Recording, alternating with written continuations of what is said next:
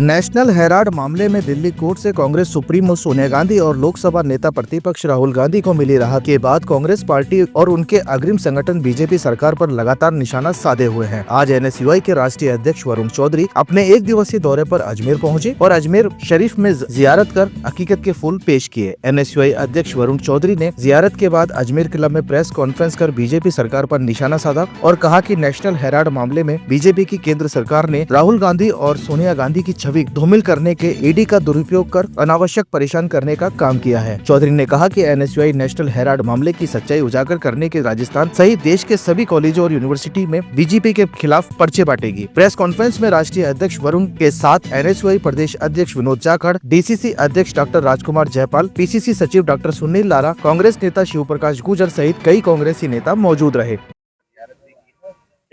देखिए, कई दिनों से देश भर में कांग्रेस पार्टी का धरना प्रदर्शन भी चल रहा था। बीजेपी का मोदी जी, अमित शाह जी और तमाम बीजेपी के खिलाफ जिस तरीके से नेशनल हेराल्ड अखबार को बदनाम करने की साजिश कई सालों से, जब से बीजेपी सरकार में आई है, चल रही थी। और हम दर्द समझ सकते हैं बीजेपी का कि वही अखबार है नेशनल हेराल्ड जो देश की आज़ादी की लड़ाई में जिस अखबार का योगदान रहा। जब तमाम अंग्रेजी अखबार देश में जो अंग्रेजी हुकूमत थी उसका साथ दे रहे थे, जब नेहरू जी ने यह अखबार शुरू कर इस अखबार में अंग्रेजों की हकीकत साझा करने का काम करा, उस अखबार को बदनाम करने की साजिश राहुल गांधी जी, सोनिया गांधी जी और कांग्रेस पार्टी के तमाम वो नेता जो इस अखबार से जुड़े हुए थे उनको बदनाम करने की साजिश सालों साल चल रहे थे। अब कोर्ट का वर्डिक्ट आने के बाद ये सिद्ध हो गया कि नेशनल हेराल्ड का जो मुकदमा चलाया था वो झूठा मुकदमा था। तमाम कोई प्रूफ नहीं मिले। ईडी के जो अफसर थे उन्हें बार बार कांग्रेस पार्टी के नेताओं को परेशान करा, घंटों घंटों इसमें पूछताछ करी, लेकिन सच्चाई ये थी कुछ नहीं निकला। और ये एक प्रसिद्ध अखबार है और बीजेपी का दर्द हम समझ सकते हैं कि तमाम जो ऐसे मीडिया टूल हैं, जो तमाम ऐसे अखबार हैं जो सरकारों को लगाम में भी रखते हैं और जो असल मुद्दे हैं देश के उनको उठाने का काम भी करते हैं, उनसे दर्द इनका बिल्कुल लाजमी है। लेकिन देश के नाम में सच निकला। अजमेर के छात्र नौजवानों को, अजमेर के लोगों को, पूरे राजस्थान के लोगों को ये सच पता लगना चाहिए कि बीजेपी बार बार झूठा मुकदमा कर हमारे नेताओं को बदनाम करने की साजिश करती है। हम ये नहीं सहेंगे। इसका उजागर इस वर्डिक्ट कोर्ट के वर्डिक्ट आने के बाद हो गया है। प्रदेश देश और रहेगी पूरे देश प्रदेश में एनएसयूआई की पहले भी अग्रिम भूमिका थी इस मुद्दे पर। हमने तमाम जगह जिलों लेवल तक प्रदर्शन करे। आगे हम एक पर्चा निकाल कर भी यूनिवर्सिटी कॉलेज में जाकर बेनकाब करेंगे किस तरीके से बीजेपी सोशल मीडिया का और तमाम टूल्स का इस्तेमाल कर हमारे नेताओं को बदनाम करने की साजिश करती है और उन तमाम इंस्टीट्यूट्स को बदनाम करती है जिनका इस देश के युवा छात्रों के मुद्दों की आवाज उठाने का काम करते हैं और उन इंस्टीट्यूट्स को बदनाम करने का काम करते हैं। देखिए, युवाओं की बात करिए आपने, शिक्षा और रोजगार को लेकर देखिए, शिक्षा रोजगार को लेकर आप देख सकते हैं जो देश में हालत है।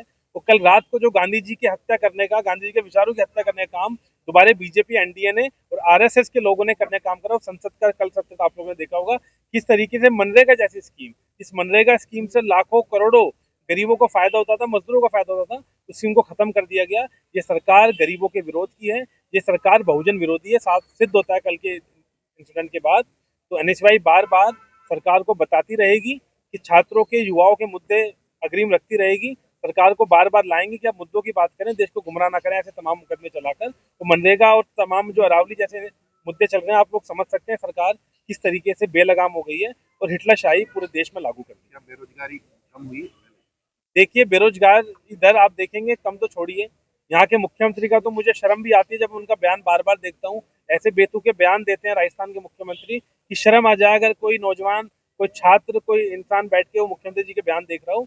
तो मुझे लगता है बेरोजगारी की बात और तमाम चीज़ों की बात, जिस तरीके से जब पेपर लीक के तमाम जो सर्विसेज के एग्जाम जब यहाँ पे राजस्थान के अंदर होते हैं, किस तरीके से लाठी चलाने का काम यहाँ की पुलिस और यहाँ की सरकार करती है, तो समझ आ जाता है कि सरकार बेरोजगारी पर बात नहीं करना चाहती। वो बेरोजगारी शब्द से भी सरकार भागती है। राजस्थान में ऐसे मुझे इस मुद्दे का मैंने भी अखबार के माध्यम से ही पढ़ा। मैं मानता हूँ भ्रष्टाचार जैसे मुद्दों पर सरकार को भी और लोगों को भी सख्ती से पेश आना चाहिए। हमेशा कांग्रेस पार्टी करप्शन जैसे मुद्दों पर जनता के साथ खड़ी रही। भारतीय जनता पार्टी, देखिए, मैं एक बात बिल्कुल कहना चाहूंगा कि धर्म सबकी एक पर्सनल चॉइस होती है, जो किसी भी धर्म को माने, देश हित में माने, लेकिन राष्ट्र हित वही होता है, राष्ट्र वही होता है। जैसे नेहरू जी ने कहा था कि भारत माता वही होती है जो सबकी होती है।